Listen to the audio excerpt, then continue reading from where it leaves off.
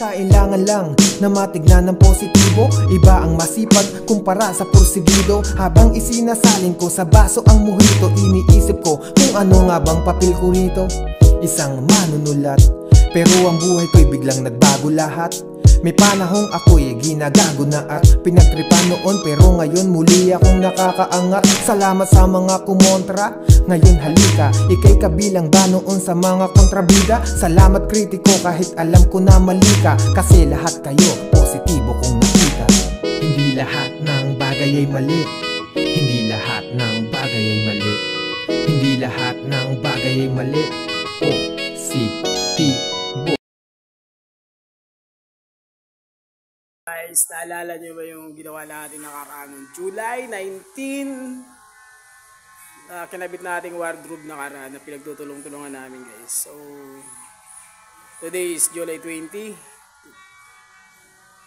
2025, no? O araw ng Biyernes. So, guys, kagabi ginawa namin to. So, ito na kayo siya. Nakikita nyo yung trucks na yan. Meron pa tayong fascia board dyan para hindi makita yung trucks na yan. Nakikita nyo yan. Lalagyan pa natin na nakadrop para hindi makita yung mga trucks na yan, guys. So kahapon, ayan, inumpisa na nilalagyan ng bato. Ayan, meron na rin siyang hangiran ng mga damit. Ayan, nailagay na rin namin na yung sliding door. Ito yung kanyang pintuan. Dalawa yan, guys, dalawa. Double yan. Okay. Yan. Siguro ito patungan to ng mga gamit-gamit nila or ano. Natin alam. Ito may dalawang drawer, hindi pa nalalagay yung piece drawer diyan. Ito touchable. Naka-touch lock din siya, ano. Siguro marami sila gagawin yan. Adjustan yata ng aircon at meron din siguro silang ilalagay na ilaw diyan. So ngayon, ito na yung finished product na nagawa natin, guys. Yan. Suwabing-suwabi, guys. Napakalupit. Yan. Dalawa. Okay.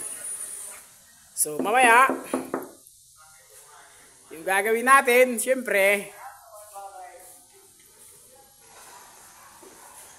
yung nakaabang sa atin, ayan, yung taas na yan.